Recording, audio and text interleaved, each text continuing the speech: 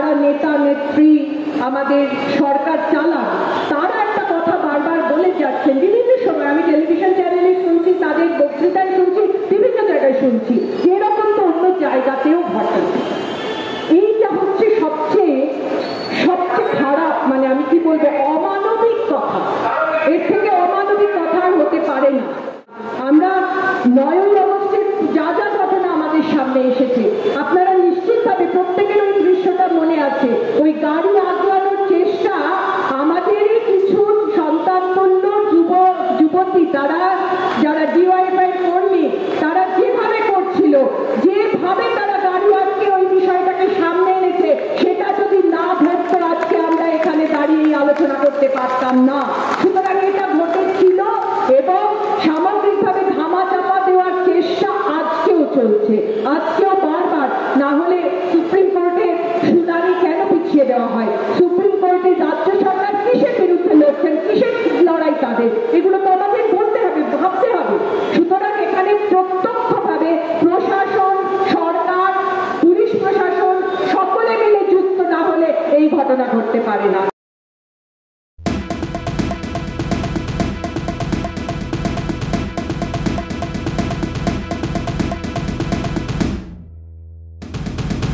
এমন একটা সময়ের মধ্যে দিয়ে যাচ্ছি, এটা নয় যে এই প্রথম এরকম ধরনের ঘটনা ঘটছে বা আগে কখনো ঘটেনি, এটা নয়, এটা বাস্তব।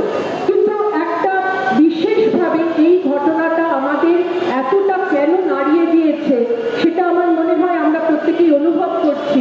তার কারণ দেখুন, আমরাও প্রত্যেকেই যেমন এক নিজেদের কর্মক্ষেত্রে যুক্ত, তেমনি আমরা বাড়িতে কেউ বাবা, কেউ মা, আমাদের বাড়িতে আমাদের মেয়েরা, ছেলেরা সবাই বড় হয়ে উঠছে। যখনই আমার মেয়ে বাড়ি থেকে বেরিয়ে কোথাও একটা যাচ্ছে, সে স্কুলে, কলেজে, বিশ্ববিদ্যালয়ে, হসপিটালে, যেখানেই হোক, আমরা রাস্তা দিয়ে যাওয়ার সময় তাকে ফোন করি, আচ্ছা তুই হসপিটালে পৌঁছে গেছিস তো? আচ্ছা ঠিক আছে, এবার তুই নিরাপদ। এই যে নিরাপদ, মেয়ে পৌঁছে গেল নিরাপদ, যেখানে আমি মনে করছি কর্মস্থান, সেখানে যদি এই ঘটনাটা ঘটে, তার থেকে লজ্জাজনক কিছু হতে পারে না।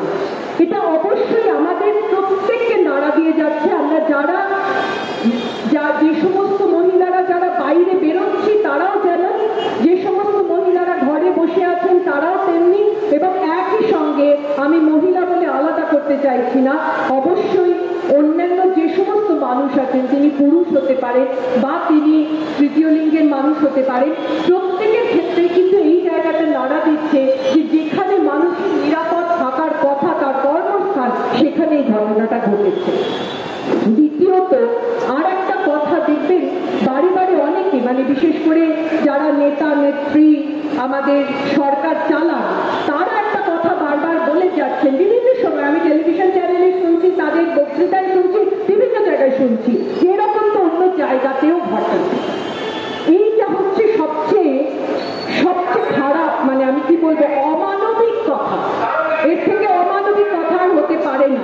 কারণ এইরকম ঘটনা, এই যে ঘটনাটা, প্রথম কথা হচ্ছে যদি এরকম ঘটনা অন্য জায়গাতেও ঘটে, আর একটা ঘটনা কেন আমার রাজ্যে ঘটবে, এটার কোনো কথা এনারা বলতে পারছেন না। জাস্ট এইটুকু বলছেন এরকম ঘটনা অন্য জায়গাতেও ঘটে। তার থেকেও বড় জায়গা হচ্ছে যেটা আমি বললাম, যে এটা রাস্তায় একটা আকস্মিক কোনো ঘটনা ঘটে গেল এরকম নয়, আমি কোনো ঘটনার সঙ্গে তুলনা করতে চাইছি না, কিন্তু একটা নিরাপদ জায়গায় কর্মস্থানে একটি মেয়ে, সে ধর্ষিতা এবং তারপর খুন হলো, এর থেকে নক্কারজনক ঘটনা ঘটে না। বিশেষ করে এই ঘটনার পরিপ্রেক্ষিতে সামগ্রিকভাবে প্রশাসন এবং সরকার যখন যুক্ত হয়ে পড়ে এই ঘটনাটাকে ধামাচাপা দেওয়ার জন্য, এর থেকে খারাপ ঘটনা কিছুতেই বলা যেতে পারে না। আমরা 9ই আগস্টের যা যা ঘটনা আমাদের সামনে এসেছে, আপনারা নিশ্চিতভাবে প্রত্যেকের ওই দৃশ্যটা মনে আছে।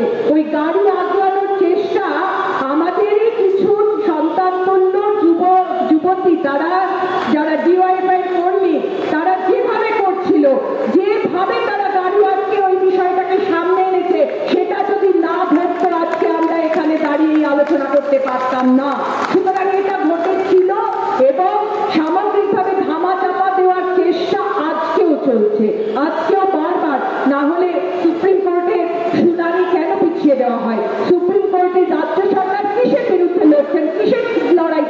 এগুলো তো আমাদের করতে হবে, ভাবতে হবে।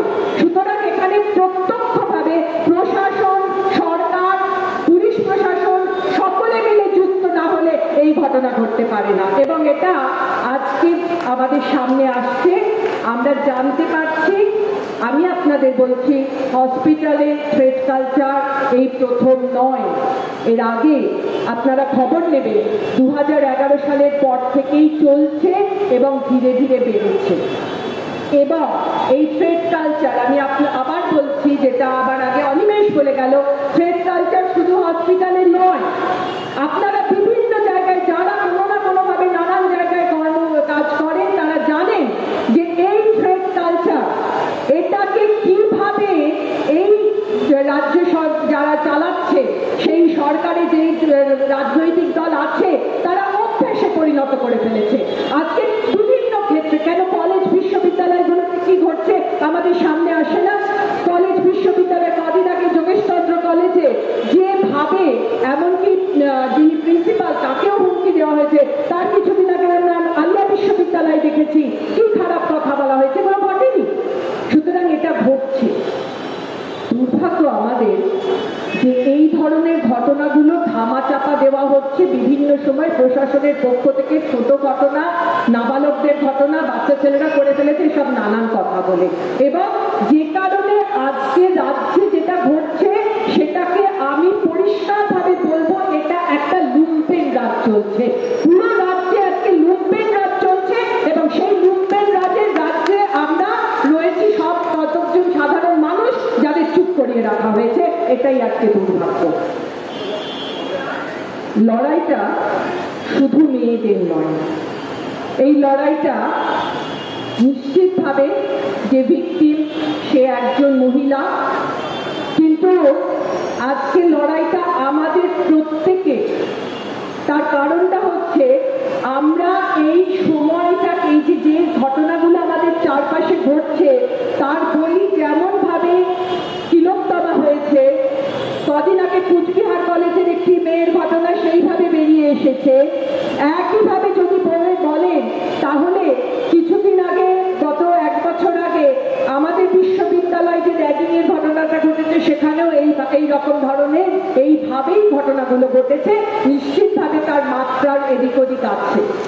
দুর্ভাগ্য শুধু মেয়েদের জন্য, আমি বিস্তারিত কথায় যাব না, কিন্তু এটা ঘটনা যখন মেয়েরা এগিয়ে যেতে চায় তখন সমাজে পিছিয়ে থাকা অংশগুলো তাদের আটকে ধরতে চায়। আপনারা দেখছেন আওয়াজ, রোজকারের হক কথা। ফর মোর আপডেটস অ্যাবাউট আওয়াজ, please subscribe our YouTube channel.